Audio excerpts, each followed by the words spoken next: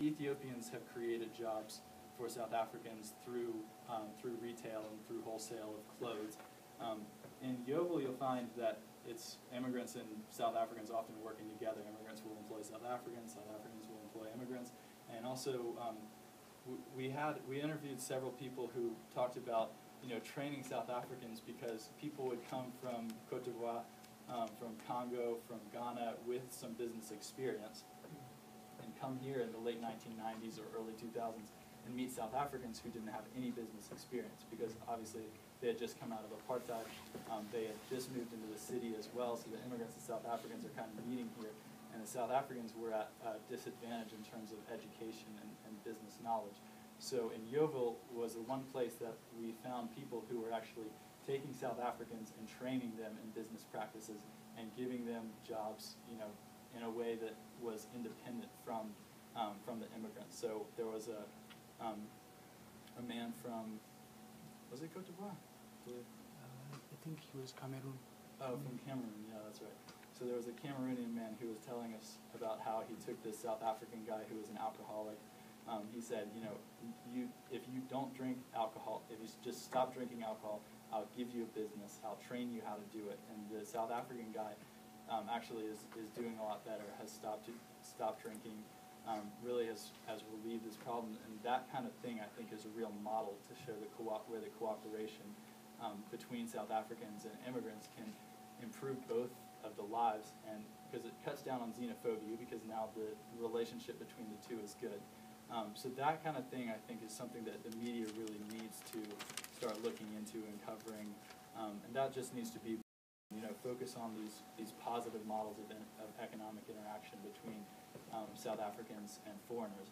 Because if it's mainly economics that is driving xenophobia, as most of the reports state that it's business competition, then I think we need to focus on kind of the root economic relationships between South Africans and foreigners.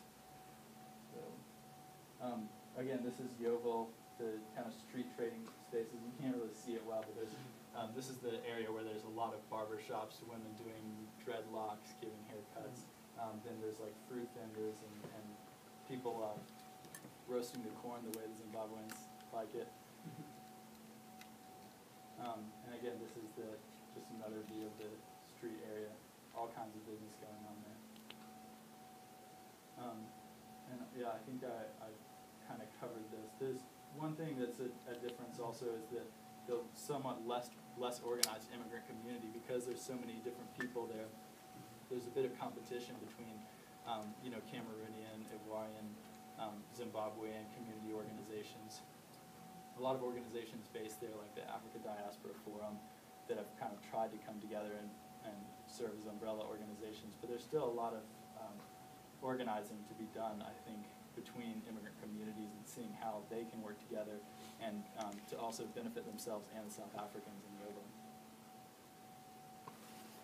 So, as far as conclusions go, the profits of immigrant businesses in Johannesburg are largely enabled by this, the economy of upper-class South Africa, the economy that has created, the infrastructure of the city, the roads, the spaces for trading. But a lot of the profits are drawn from the poor people of South Africa. And I think that's a big, major driving factor in xenophobia, especially in the more impoverished locations. So the lack of interaction with or benefits provided to the host community reinforces that xenophobic attitude, and it especially comes in the form of violence against township entrepreneurs and certain groups, especially in certain areas. So I would say that the exclusion of locals is not usually from foreign-dominated spaces. Like, South Africans aren't necessarily kept out or policed from Mayfair or GP Street or Yeovil or anywhere, but they're excluded from the business networks of foreigners. There's a lack of trust in many cases between South Africans and foreigners. So I'd say that the rights of the city for foreigners lie not in really claiming citizenship or in the foreigners just letting South Africans take over, but in really utilizing the existing organizations that they have and the economic formations that they have to try to facilitate socially responsible business practices that empower the host community as well as benefiting the immigrants. And I think there is there are practices that can be brought about to do that. So, any questions or comments? Yes. I think that's a good research, but I will come into the point. I think particular what I've seen in Soweto is it has opened business for the Sowetan. Like for instance, you see in the yards, the rooms are being converted into spaza shops. But also my major concern, because we're coming from a past of mentality that we must work for someone. Yeah. It's just now that a lot of people and issues of unemployment realize that they must start their own initiatives. So also my concern was that from the Somalis, although they are paying rents from that owner's shop and their houses, which rooms are being converted, those rent, they're putting economy in the country. Yeah, maybe that's true. my question, if it can be possible to access them, their association, so that they can mentor them. Because now you got also South African spazas who have been running a business, but the space is closed because the challenge is that they are so grouped well, the Somalians.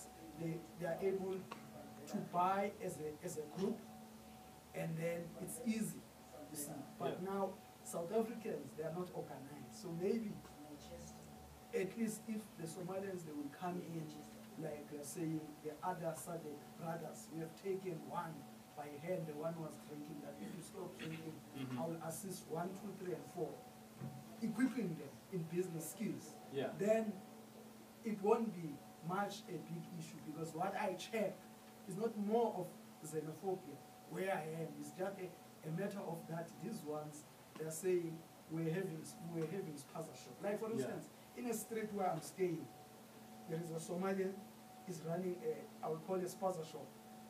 A South African, another South African. And when I check, they're selling the same thing in one street. And further down, there are shops. You see now. And what is happening now, most majority of people, they're going to a Somalian guy. Yeah. So these ones, if you can just come in, you want maybe to buy a paper, he will say to you, you are coming to buy to me because you want change. You're always not buying here. Yeah. So those are the challenges which I'm seeing, that maybe, like you're saying, if they can open up our brothers, the Somalians, take by hand and assist them that no, instead of buying one, why don't you group yourself? Yeah. Then you can also. Yeah, I think also there's some business practices that the Somalis have done that have blown South Africans out of the water because of their mentality. Because the Somalis will live inside their shop. Yes. They'll open at 4 a.m., which is Yes. before any South African in the townships wants to go to work. They open from 4 a.m. until 12 a.m. They're only closed 4 hours a day, so they're open before the township South Africans get up to go to work, and they're open after they come home. Then also they have certain practices, like they'll sell certain things like bread. They'll take a loss on the bread and then make profit back on other things, whereas most of the South Africans are still in the mentality where we need to make a profit on everything. You don't think about the same kind of principle as grouping when you're buying together to save money. You can lose money, you can lose 50 cents on one item if you make up for it 75 cents on something else, if you're guaranteed to kind of sell something else along with the essential items. So yeah, I think there's a lot of opportunity, and there needs to be a forum created for discussing those kind of business practices. And also, like you said, there's spaza shops selling the same thing